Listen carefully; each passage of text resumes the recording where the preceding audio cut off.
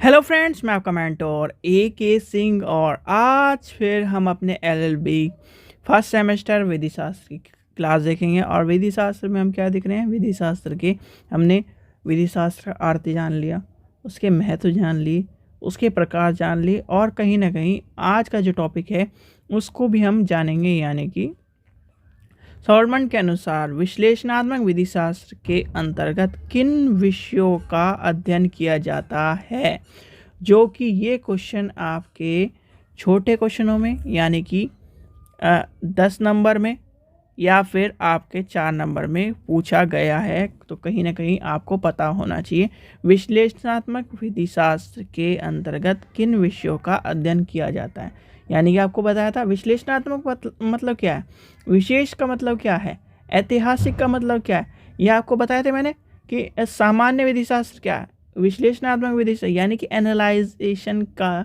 जो दौर एनालाइजेशन में जिसमें विधि शास्त्र हम करते हैं, यानी कि विशिष्ट, विश्लेषणात्मक और ये सारी चीज़ आपको कहीं ना कहीं आपको समझा दी है। तो हम क्या कर रहे हैं, सॉल्मन के अनुसार विश्लेषणात्मक विधि शास्त्र के अंदर किन के विषयों को अध्ययन किया गया है उनको देखेंगे। छोटा टॉपिक है, ज़्यादा बड़ा टॉपिक नहीं है, छोटे टॉपिक में। चलिए सबसे पहले क्या करते हैं, चलिए सॉल्मन के अनुसार विश्लेषणात्मक विधि शास्त्र के अंतर्गत किन विषयों का अध्ययन किया जाता है।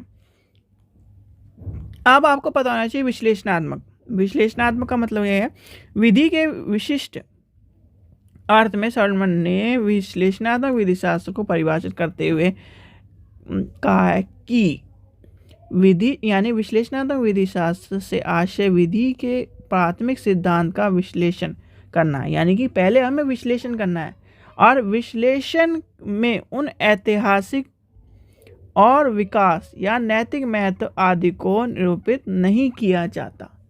क्या किया नहीं किया जाता, ये कहीं ना कहीं आपको कल पता चल गया होगा। चलिए आगे देखते हैं। सॉल्मन के अनुसार विश्लेषणात्मक विधि शास्त्र के अंतर्गत निम्न विषयों का अध्ययन किया जाता है। किन विषयों का अध्ययन किया जाता है उसको भी पता होना चाहिए आपको। अब सबसे पहले आता है कानून के का विश्लेषण, यानी कानून के बारे में आपको पता होना चाहिए। विधि शास्त्र कानून है, विश्लेषणात्मक यानी एनालाइजेशन करा जाएगा, तो कानून की कहीं ना कहीं बात सबसे पहले आएगी क्योंकि विधि शास्त्र को लेकर चल रहे हैं हम। विधि शास्त्र में कानून का हमें क्या करना है, विश्लेषणात्मक करना है। फिर आता नागरिक विधि शास्त्र और अन्य प्रकार के कानूनों से संबंधित परीक्षण होगा। सबसे पहले दूसरा क्या होगा, नागरिकों को और अन्य के अनुसार एनालाइजेशन। फिर आता है उन मूलभूत विचारों का अध्ययन जिन पर कानून आधारित हो, उदाहरण के लिए राज्य संप्रभु और न्याय का तो क्या है, कहीं ना कहीं इन तीनों का भी एक तरह से विश्लेषणात्मक अध्ययन हम करेंगे। ठीक है। फिर आता है वैधानिक अधिकारों का विश्लेषण और उनके वर्गीकरण, यानी कि हम क्या करेंगे, इसके अनुसार हम इस चीज़ को भी जानेंगे।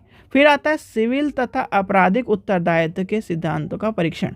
क्या आता है, सिविल तथा उत्तरदायित्व, और एज इट इज़ आपको ऐसे ही लिखना है, ज़्यादा इसे बढ़ाने चढ़ाने की जरूरत नहीं है, क्योंकि ये क्वेश्चन ज़्यादातर मैक्सिमम 4 नंबर का एक आधी बार पूछा जा सकता है, तो आपको पता होना चाहिए। और कहीं ना कहीं ये आपके किससे यानी कि प्रकार उससे भी संबंधित है। तो उसके आगे क्या आता है, व्यक्तित्व, संविदा यानी आधिपत्य, ज्यादा आदि वैधानिक प्रयोग का परीक्षण, यानी कि इतने सारे परीक्षणों के बारे में हमें क्या बताता है, विश्लेषण। यानी कि विश्लेषणात्मक हम क्या कर रहे हैं, विश्लेषणात्मक विधि के अंदर ये सारे के सारे हम क्या कर रहे हैं, विषयों का अध्ययन कर रहे हैं। यानी कि हम एक तरह से एनालाइजेशन के जो चीज़ें हैं वो हम कहीं ना कहीं इन सब चीज़ों को कर रहे हैं। ठीक है। तो ये था छोटा सा टॉपिक। आशा करता हूँ आपको वीडियो पसंद आई होगी। वीडियो पसंद आई तो लाइक करें, चैनल को सब्सक्राइब करें, वीडियो को ज़्यादा से शेयर करें। और सेकेंड ईयर की भी यानी कि सेकेंड सेमेस्टर की भी कुछ ही टाइम में क्लास शुरू होने वाली है, तो आप क्या करें, चैनल को सब्सक्राइब करके रखें, जिससे वीडियो आपको जल्द से जल्द मिल जाए और वीडियो आपको टाइम पर आपके नोटिफिकेशन में आपको मिल जाए। ठीक है बच्चों, आशा करता हूँ आपको वीडियो पसंद आए तो लाइक करें, चैनल को सब्सक्राइब करें, वीडियो को ज़्यादा से शेयर करें। Thank you.